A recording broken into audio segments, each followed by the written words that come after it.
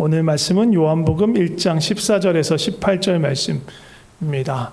요한복음 1장 14절에서 18절 말씀 한 목소리로 같이 읽겠습니다. 시작. 말씀이 육신이 되어 우리 가운데 거하심에 우리가 그의 영광을 보니 아버지의 독생자의 영광이요 은혜와 진리가 충만하더라.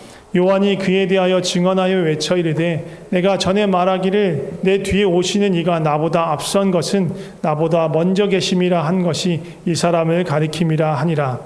우리가 다 그의 충만한 데서 받으니 은혜 위에 은혜로라. 율법은 모세로 말미암아 주어진 것이요 은혜와 진리는 예수 그리스도로 말미암아 온 것이라. 본래 하나님을 본 사람이 없으되 아버지 품속에 있는 독생하신 하나님이 나타내셨느니라. 아멘. 오늘은 사람으로 오신 예수님이라는 말씀 제목으로 말씀을 나누도록 하겠습니다. 말씀드린 것처럼 오늘 성탄주일입니다. 그렇다고 예수님의 생일은 아니에요. 내일 모레 급히 12월 25일이 생일이냐? 그것도 아니에요. 예수님이 언제 태어나는지는 아무도 몰라요. 아무도 몰라요. 12월 25일이 정확하게 말하면 생일이 아니에요. 생신이 아니에요. 언제 태어났는지 알지 못합니다. 그래서 교회 전통에 따라서 동방교회는 언제였지? 1월 7일이었나? 어저께 우리 1월 7일을 성탄절로 지키고 있고요. 서방교회, 동방교회와 서방교회는 어떻게 나뉘냐면요. 세계사입니다. 로마 제국이 있었어요. 로마 제국에 기독교가 국교가 됩니다. 4세기 후반에. 그러다가 이 4세기 중반 넘어서 5세기 갈 무렵 이 로마가 제국이 두 개로 분열돼요. 동로마와 서로마로. 우리가 아는 그 로마를 중심으로 한 쪽은 서로마. 그리고 지금의 이스탄불 옛날엔 비잔틴을 중심으로 한 동로마. 양쪽에 다 그 교회가 있었고요. 교황이 다 있었어요. 근데 어디가 정통이냐 막 싸우다가 분열이 됐어요. 그래서 이 동로마 쪽에 있었던 교회가 나중에 정교회가 되는 거예요. 동방 정교회가 되는 거고, 가톨릭, 우리가 흔히 가톨릭이라고 말한 건 이쪽 서방교회, 로마를 중심으로 했던 서방교회가 되는 겁니다. 그리고 그 가톨릭에서 또 우리가 종교개혁과 함께 이렇게 나눠진 게 프로테스탄트 개신교회예요. 그래서 우리는 우리의 교회 전통을 따라가다 보면 가톨릭에 연결되어 있어요. 크게는 이 동방교회, 서방교회로 구별되고 우리는 서방교회에 속하는 거예요. 그래서 우리 이 서방교회의 전통은 12월 25일을 성탄절로 지켜요. 동방교회의 전통은 1월 7일로 지키는 거고. 차이가 있습니다. 그러니까 이게 정확한 날 모르니까 자기들 마음대로 하는 거예요. 누구는 12월 25일이라고 하고 누구는 1월 7일이라고 하고 몰라. 어떻게 알겠어요? 아무도 몰라요. 그리고 이 서방교회 전통 중에 하나는 성탄절을 기준으로 해서 4주 전 주일부터 대림절로 지켜요. 예수님이 오신 것을 기억하고 감사할 뿐만 아니라 다시 오실 주님에 대해서 기다리고 갈망하는 것을 다시 이렇게 불러일으키는 그런 시기로 보냅니다. 정확한 날은 모르니까 날이 중요한 게 아니에요. 그냥 성탄주일을 대림절을 지키는 이유는 뭐냐면 오신 예수님을 기억하기 위한 거예요. 그리고 오셨다면 예수님이 뭐하러 오셨을까? 어떤 신분으로 어떤 목적으로 오셨을까? 그리고 또 오셔서 그 예수님의 삶은 어떠했을까? 그리고 예수님이 다시 올라가시면서 다시 오시겠다고 하셨으니까 그 다시 오실 주님은 또 어떤 모양으로 어떻게 오시겠는가에 대해서 기억하고 또 말씀을 보고 또 기다리고 하는 그런 시간들인 거예요.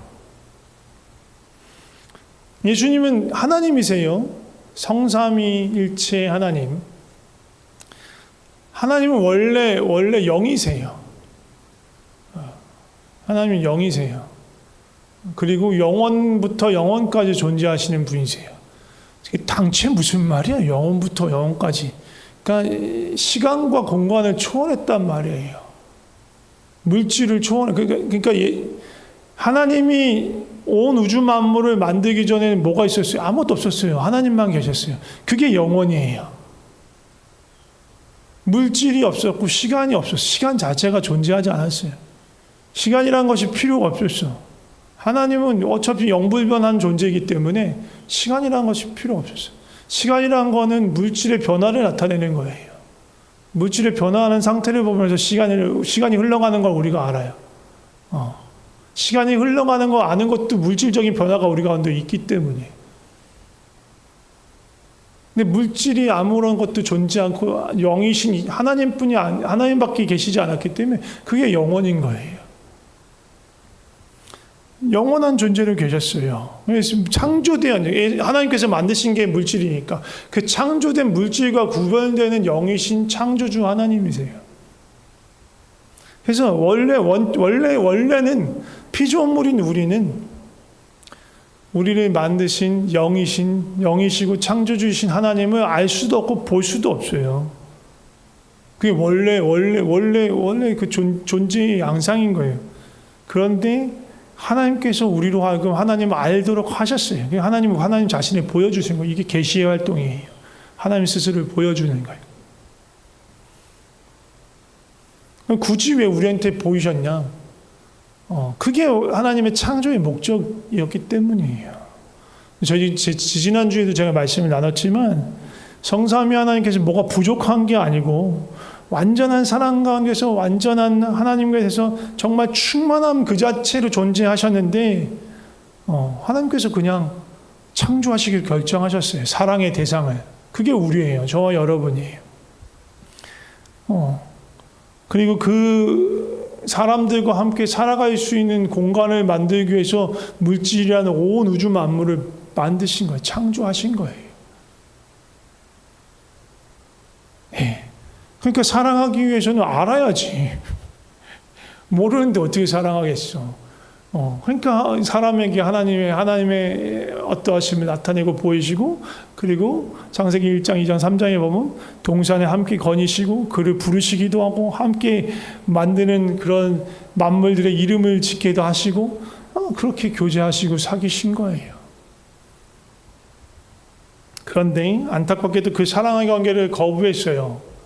아담과 하와가 거부하고 하나님과의 그 언약의 관계를 부정하고 스스로 하나님처럼 되려고 하나님의 통제와 하나님의 다스림에서 벗어나기로 결정했어요. 그게 선악과 사건이에요. 그 결과로 사람은 하나님과 분리되었어요. 완전한 사랑의 관계에서 쫓겨난 거예요. 모든 생명력의 근원이고 풍성의 원천이고 능력의 근원이신 하나님과 단절되어 버린 거예요. 그러니까 어떻게 우리 안에서 의로움과 선함과 그런 건 다 사라져 버리니까 욕심을 쫓아서 살아가게 된 거예요. 서로를 먹고 먹히는 그런 죄 가운데서 살아가게 된 것입니다.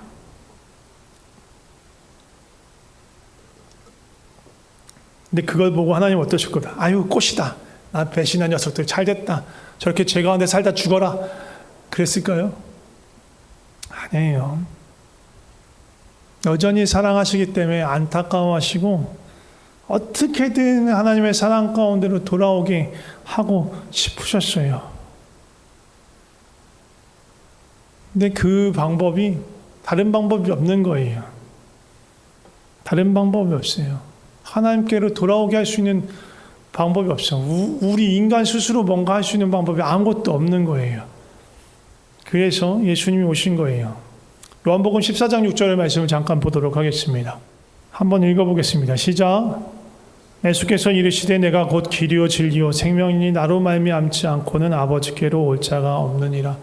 아무도 예수님 없이는 하나님께로 갈 수 있는 사람이 아무도 없어요. 죄 가운데 있는 사람은 스스로 하나님께 올 수 있는 사람이 없어요. 그래서 길이 되어 주시려고 예수님께서 이 땅에 오신 것입니다. 그럼 예수님께서 이 땅에 어떻게 사람이 되어서 오셨느냐? 너무 옛날 사람이어서 요즘 친구들은 모를 수 있는데 저하고 뭐 비슷한 연배들은 알겠죠. 그 터미네이터라는 영화가 있어요. 아놀드 슈왈츠제네거가 나왔던 영화. 미래에서 사람하고 막 안드로이드를 막 이 과거로 보내는 거예요. 과거로 보낼 때 어떻게 보내요? 이렇게 빠지직 하면서 이렇게 동그란 구체가 빛나는 구체가 생겨요. 거기가 막 이렇게 다 뻥 뚫려. 거기에 벌거벗은 사람 혹은 벌거벗은 안드로이드가 등장해. 그러니까 다른 물질이 못 따라오는 거예요. 과거에서 현재로 미래에서 과거로 못 보내는 거예요. 사람 몸뚱이에 붙어 있는 뭔가만 갈 수 있나 봐. 신기해요. 근데 그 안드로이드는 도대체 어디까지가 물질이고 어디까지가 그걸 구분할 수 있는지 잘 모르겠는데 어쨌든 걔도 벌거벗은 채로 와요. 아놀드도 그렇게 와요. 다 큰 사람으로 오는 거예요. 빠지직하고. 예수님 이런 방식으로 오시지 않았어요. 다 큰 성인으로 갑자기 툭 어떤 공간에 빠지직 하시면 짜잔 하고 나타나시는 게 아니라고. 예수님은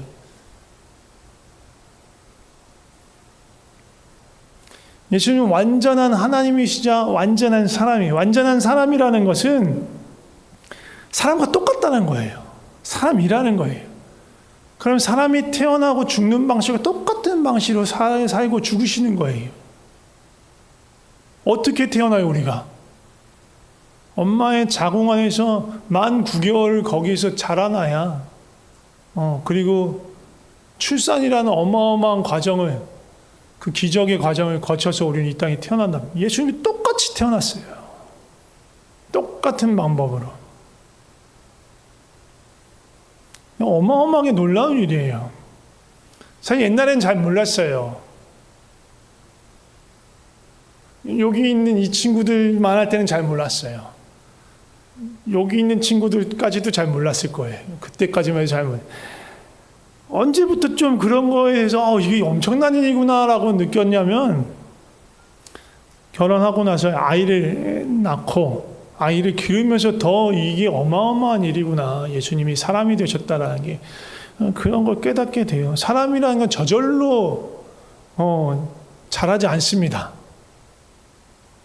게다가 사람은요, 다른 동물에 비해 이 성체가 되는데 시간이 엄청 오래 걸려요. 혹시 이렇게 뭐 소나 말이 새끼 낳는 거 본 적 있으세요? 새끼가 낳잖아요. 나면 거의 바로 걸어요. 놀랍지 않아요? 사람에 비하면 엄청 놀란 거예요. 사람 태어나면 뭐 해요? 아무것도 못해. 할 줄 아는 게 네 가지밖에 없어요. 먹고, 싸고, 울고, 자는 거. 이거 말고는 못해. 이거 말고 못해. 사람 걷지도 못해. 말도 못해. 아무것도 못해. 그래서 엄마들은 옆에서 지켜보니까 뭐 제시 할 수 있는 게 별로 없었기 때문에 옆에서 지켜보니까 처음 애 낳고 한 100일 정도는 전 진짜 말도 안 되는 삶을 살더라고요. 왜냐하면 애가 밤낮이 없어. 밤에도 안 자. 언제 자냐면 전 물리면 자요. 전 물리면 자다가 길게 자면 3시간, 짧게 자면 1시간 반 만에 일어나. 배고프다고 또 울어. 그럼 또 먹여야 돼. 막 이럴 때 승질 나쁜 엄마들은 애를 패 죽이고 싶을지도 몰라요. 너무 힘드니까. 이게 처음에야 뭐 너무너무 기쁘지. 어떻게 이런 아이가 내 몸에서 날 수가 있지. 근데 이게 피곤한 시간이 막 하루 이틀 막 일주일, 2주일 가봐야 너무너무 힘든 거예요. 잠도 못 자고. 100일이 지나야 이제 애가 좀 밤에 잠을 자기 시작을 해요. 아무것도 못 하는 거예요. 예수님은 어땠을 것 같아요? 예수님은 태어나서부터 우리 엄마 너무 불편할지 모르니까 내가 잠도 잘 자고 하루에 3번 딱 젖 먹고 아침, 점심, 저녁 딱 젖 먹고 나머지는 아무것도 안 하고 있다가 그랬을까요? 아니, 똑같았어요. 우리처럼 똥오줌 못 가렸어요. 예수님도 똥오줌 못 가리고 자기가 싼 똥에 이렇게 거식에서 또 울고 배고프다고 울고 그랬던 거예요. 이 애를 키우다 보니까 그런 생각이 드는 거예요. 그러면 예수님은 너무너무 궁금한 게 생겼어요. 언제쯤 스스로가 하나님이라는 걸 자각을 했을까? 언제쯤 하나님이라는 걸 스스로 알았을까? 놀랍지 않아요? 태어나서부터 알았었던 건 아니라고 생각해요. 불가능해요. 아시다시피 우리 인간의 뇌는 바보로 태어난다니까요. 태어나서는 자기 몸이 어디까지인지도 몰라. 지 몸에, 지 손놀림에 놀라서 깨고, 막 또 승질내고, 지 얼굴을 손으로 막 가리켜서 막 상처내고, 막 그래요. 지 손 깔고 누웠다가 막 힘들어서 낑낑대면서 울고, 네. 사람이란 말이에요. 똑같은 사람이었어요. 예수님 그런 거예요. 그러니까 그러다가 어느 순간적인 건 아니었을 테지만, 하나님이라는 것을 깨달아 갔을 거 아니에요. 언제 그랬을까요? 언제쯤이었을까요? 일단은 힌트를, 이게 어디, 성경이 안 나와. 성경이 안 나오니까 우리 상상을 하고 생각을 하는 거예요. 성경이 힌트를 알 수 있는 게 두 군데가 나와요. 구약이 하나, 신약이 하나. 신약은 누가복음에 나와요. 누가복음에 정확하게 12세 때가 나와요. 12세 때 그 절기를 지내려 가족들하고 같이 왔다가 성전에서 이렇게 있었던 그 일화가 나와요. 또 한 가지 알 수 있는 건 뭐냐면, 이거는 예수님에 대한 얘기는 아닌데, 성경 통틀어서 예수님을 제외하고 가장 어린 나이에 하나님을 직접적으로 경험한 사람에 대한 얘기가 나와요. 누굴까요? 구약에 나와요. 사무엘이에요. 사무엘이 엘리 제사장과 함께 성전을 지키고 있었는데, 어느 날 밤에 사무엘아 사무엘아, 어때 뭐라고 나면 아이 사무엘이라고 나와요. 이 아이가 또 몇 살인지는 알 수가 없어. 알 수가 없으나 성경학자들, 유대 역사학자들이 추정하기는 12세 정도였을 거라고 추정을 해요. 보통 우리가 또 12세부터 우리가 뭐가 시작된다고 해요? 사춘기. 청소년기가 그 무렵부터 시작되잖아요. 그거하고 맞물려 본다면 예수님은 사무엘보다 조금 더 뛰어났겠죠, 당연히. 조금 더 빨리 왔을 수도 있어요. 근데 어느 순간 그렇게 예수님을 부르는 음성을 들었을 거예요. 처음에 당황했겠죠, 사무엘처럼.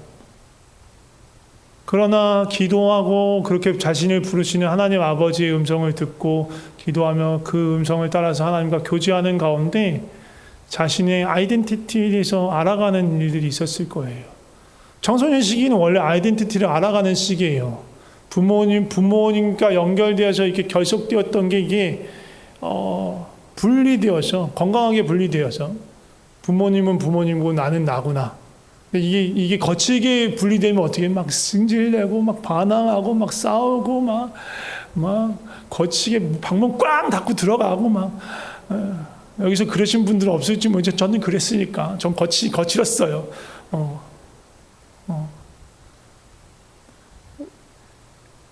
그러면서 이제 분리해 가는 거예요. 그리고 나라는 존재는 누구인가 다시 한번 고민하게 되고, 예수님은 그런데 이런 과정을 겪으면서 우리보다 더 심한 어려움을 겪었을 거라는 거죠. 내가 독립된 인간이라는 걸 알아가는 게 아니고 내가 하나님이구나를 알아가는 거예요. 생각해 보세요. 여러분이 예수님이라고 이건 뭐 상상하기가 쉽지는 않지만 내가 예수님이다 생각해 봐. 이렇게 나를 부르는 하나님 아버지의 음성을 듣는 순간 너는 내 아들이다라는 얘기를 들은 거야. 내가 제대로 들은 게 맞을까? 이게 나 미친 거 아닐까? 그런 생각하지 않았을까요? 미친 거 아니야? 정신 차려야지. 누구 찾아갈 수나 있었을 거야, 그 당시에. 상담받으러. 내가 기도하는 자꾸만 이런 마음이 듭니다. 정상인가요? 지금 뭔가 문제가 있는 거 아닌가요? 그런 시간들을 보냈을 수도 있어요.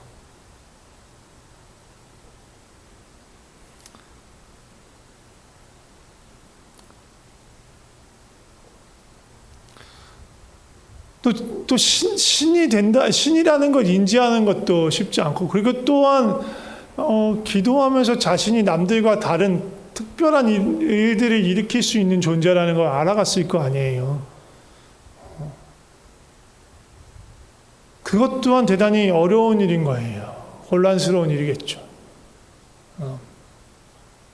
하나님이면서 동시에 완전한 사람이니까 하나님 능력 또한 갖고 계시단 말이에요.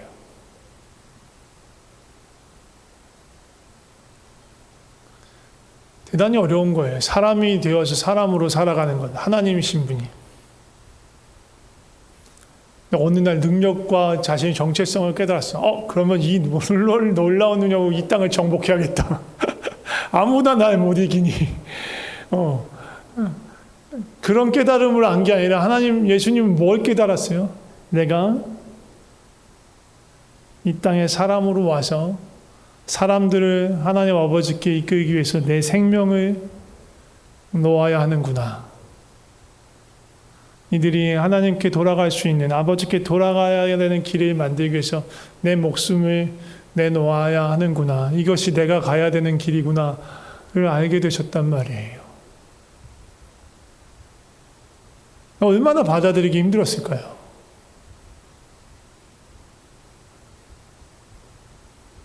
예수님이 인생 최고의 질문과 시험은 그거예요.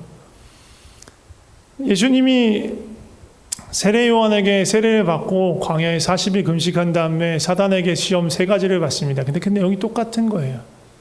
돌로 떡이 되게 하라, 성전에서 내려라, 너희 나한테 절해, 그렇게 얘기하는데 그 얘기 뭐냐면, 야, 너 굳이 십자가 질 필요 없어. 너 목숨 버릴 필요 없어. 야, 그냥 이렇게 하면 네가 하나님 아들인 거 증명되잖아. 입증되잖아. 굳이 뭐 그렇게 어려운 길 가려고.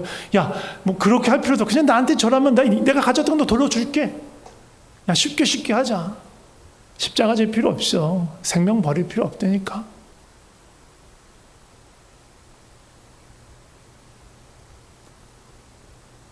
예수님의 일생에 있어서 계속 예수님을 괴롭혔던 질문은 그거고, 그 질문에 가장 끝판왕이 예수님 잡히기 전날 겟세마네에서 있었던 거예요. 공생애를 시작하기 전, 세례 요한에게 세례를 받기 전까지 얼마나 많은 기도와 고민이 있었을까 생각해 보세요. 겟세마네만큼의 고민과 기도가 있었을 거예요. 공생애를 시작한다는 건 결국은 이 십자가의 길을 간다는 거예요. 죽음을 향해서 가겠구나.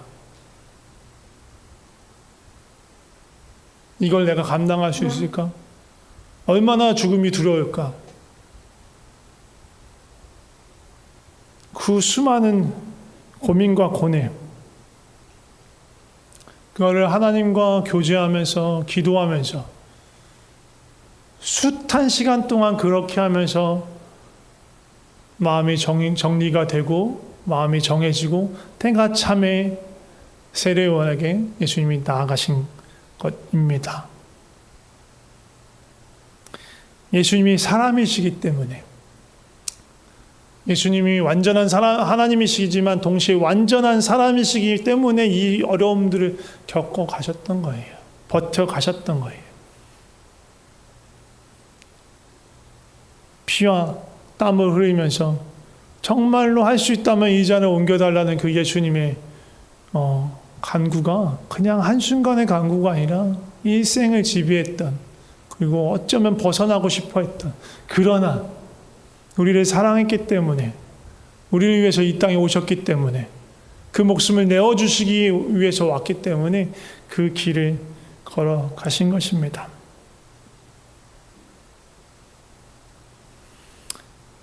아담 앞에 놓여있던 길은 사실 쉬운 길이었어요. 순종하기 어려운 길이 아니었어요. 아담 뭐예요? 동산 중앙에 있는 나무의 열매만 안 먹으면 돼. 다른 모든 게 다 허용되었어요. 그것만 안 하면 돼. 먹을 게 없었던 것도 아니에요. 또 지천에 깔렸어. 그러니까 이 순종의 길은, 아담이 해야 했던 순종의 길은 너무나 어떻게 보면 순탄하고 평탄하게 해서, 그런데 아담은 그 길을 가지 않았어요. 근데 예수님 앞에 놓인 길은요, 사람이신 예수님이 가야 하는 그 길은요, 결코 쉬운 길이 아니었어요. 생명을 내어둬야 되는 길이기 때문에 결코 쉬운 길이 아니었어요. 그 온갖 수치를 다 짊어져야 되는 길이기 때문에 너무너무 힘들고 고통스러운 길이었어요. 근데 그 길을 끝까지 걸어갑니다. 이 길을 걸어가신 이유는 두 가지예요. 한편으로는 사람이 가야 할 길, 온전한 길, 아담은 실패했던 그 길, 순종의 길을 온전히 가기 위해서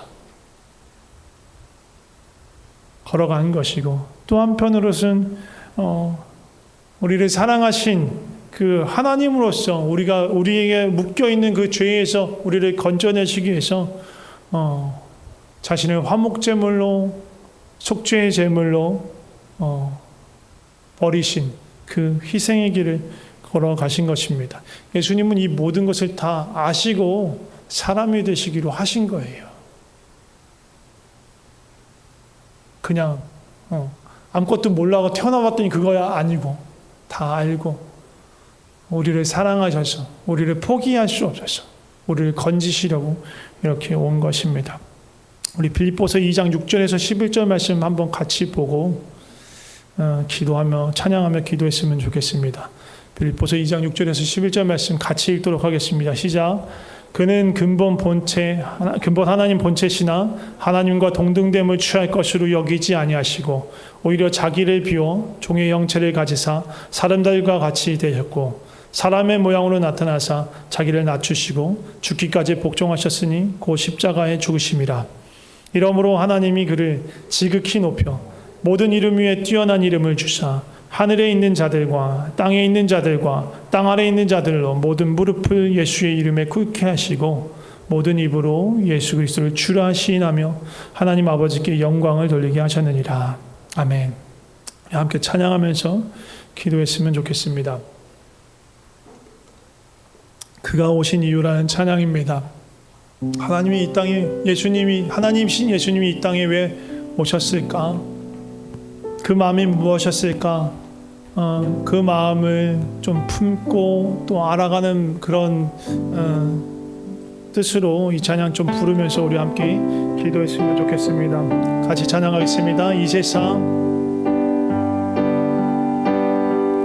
이 세상 가장 아름다운 순종의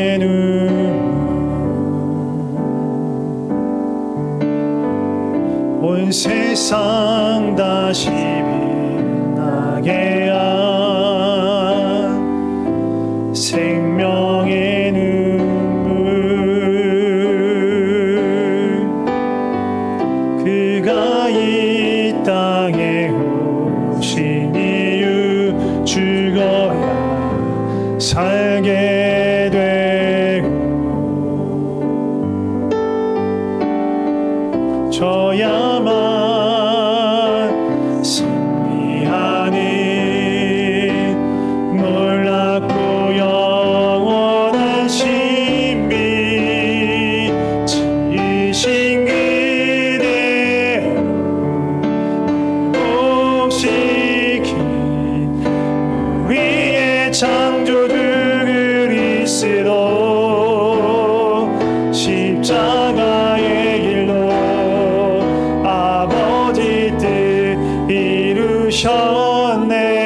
그가 이 땅에 오신 이유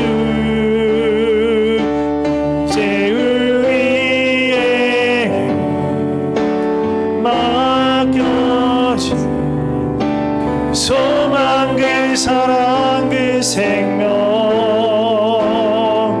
아름답고 눈부신 십자가의 길 우리가 이 땅에 살아간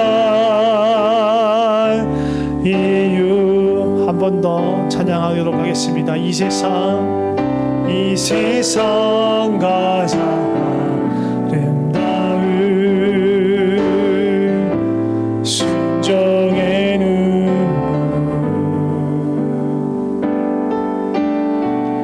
온 세상 다시 빛나게 한 생명의 눈물 그가 이 땅에 오신 이유 죽어야 살게 되고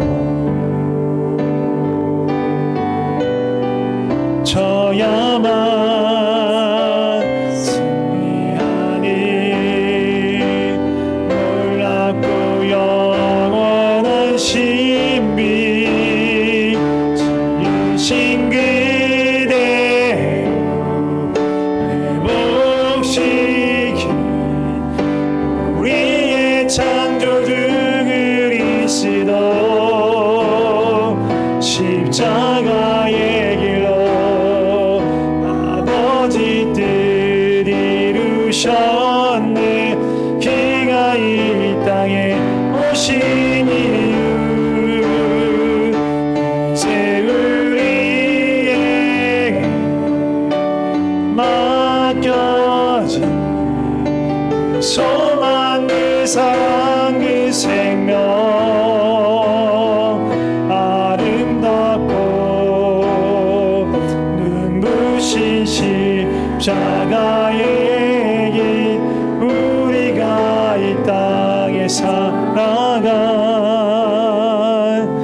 이유 함께 기도했으면 좋겠습니다. 먼저 감사하면서 기도하면 좋을 것 같습니다. 이 땅에 사람으로 오신 예수님 사람으로 왔다는 게 그냥 뚝 떨어진 게 아니고 그냥 하나님이시니까 그냥 뭐 아무것도 아니겠지 그게 아니고 온전히 사람으로 태어나서 우리와 마찬가지로 숱한 고민과 어려움과 성장과 그 가운데서 자신이 누구인지 알아가며 그 십자가의 길을 끝까지 걸어서 가셨던 그 주님께 좀 감사하면서 기도했으면 좋겠습니다. 나를 위해 이 땅에 와 주셔서 감사합니다.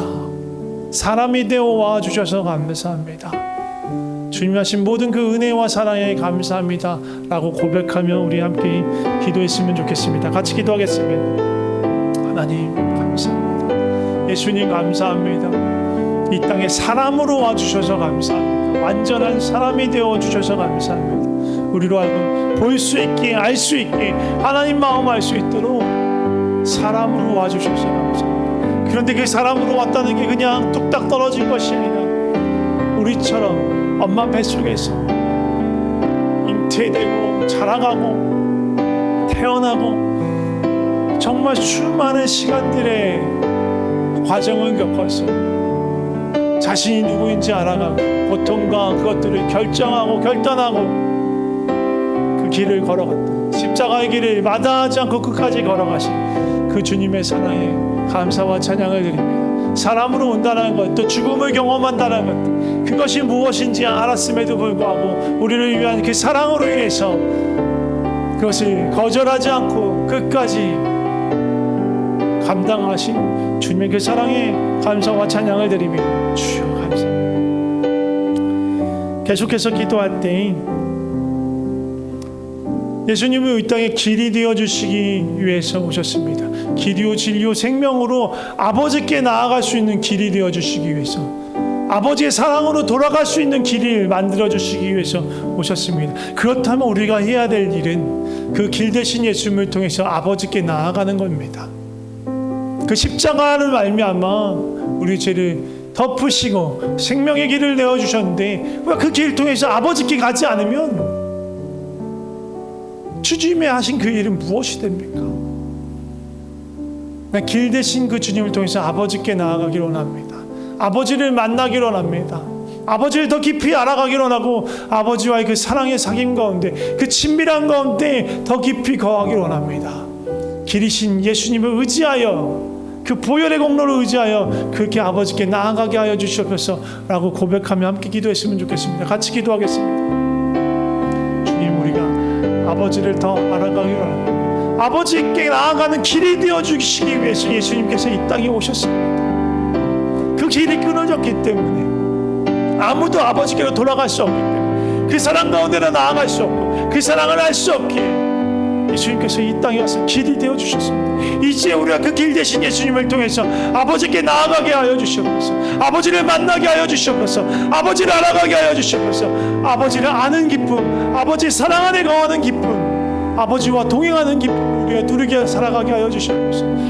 그냥 교회만 왔다 갔다 하는 거 아니고 정말 하나님을 맛보아하는 자, 하나님과 동행하는 자, 하나님과 함께하며 그 즐거움과 그 사귐을 알아가는 자, 그 누리는 자 되게 하여 주시옵소서. 그 사귐에 대한 갈망이 있게 하여 주시옵소서. 하나님을 알아가는 갈망이 있게 하여 주시옵소서. 하나님을 인격적으로 만나고 알아가는, 내 친구 되시고 내 아빠 되시는 그 하나님을 알아가는 놀라운 기적이 우리 삶에 있게 하여 주시옵소서. 주님께서 그것을 위해서 우리를 부르셨습니다. 그것을 알아가게 하여 주시옵소서. 마지막으로 한 가지만 더 기도합시다. 예수님이 길이 되셨다는 또 한 가지 의미는 사람이 가야 되는 그 길을 보여주셨다는 것입니다. 아담이 실패한 길, 그러나 예수님이 성공한 길 무엇입니까? 끝까지 순종하며 나아가는 길입니다. 사람은 우리가 해야 될 길은, 가야 될 길은 그 길입니다. 순종의 길입니다. 하나님 아버지께서 이끄시는 대로 그 사랑의 다스림 가운데서 어디로 이끄시는지 내가 순종하며 따라가겠습니다. 예수님이 가신 그대로 그 길 따라가겠습니다 라고 고백하며 우리의 삶을 드리며 기도했으면 좋겠습니다. 같이 기도하겠습니다. 주님, 우리에게 그 길을 보여주셨습니다. 사람이 가야 되는 길, 완전한 사람으로서 그 길을 보여주셨습니다. 아담님이 실패했던 그 순종의 길을 보여주셨습니다. 아버지, 우리가 날마다 순종하며 따라가게 하여 주시옵소서. 말씀 가운데서 성령님의 인도하심 따라 진리를 보게 하여 주시고 하나님 마음을 알게 하여 주시고, 그래서 그 마음 붙잡고 그 뜻 붙잡고 날마다 주님과 동행하며 주님이 걸어가신 그 길을 따라가게 하여 주시옵소서. 그 십자가의 길을 걸어가게 하여 주시옵소서. 그 생명의 길을 걸어가게 하여 주시옵소서. 주님 손 붙잡고 주님과 동행하는 삶 살아가게 하여 주시옵소서. 예수님 감사합니다. 사람으로 와주셔서 감사합니다. 사람으로 와주셔서 우리가 눈으로 볼 수 없는 하나님 아버지가 어떤 분이신지 보여주셔서 감사합니다. 또한 사람으로 오셔서 사람이 가야 되는 그 길이 무엇인지 보여주셔서 감사합니다. 그런데 더욱 놀라운 것은 사람이 된다는 것이 그 자체가 너무너무 놀랍고 너무너무 사실은 하나님으로서는 사람으로 된다는 게 정말로 이해 안 될 정도로 쉽지 않고 고통스러운 그 길이었음에도 불구하고 우리를 사랑하셔서 그 길을 걷기로, 그 길을 끝까지 감당하시기로 해주셔서 감사합니다. 주님의 은혜를 우리가 잊지 않게 하여 주시옵소서.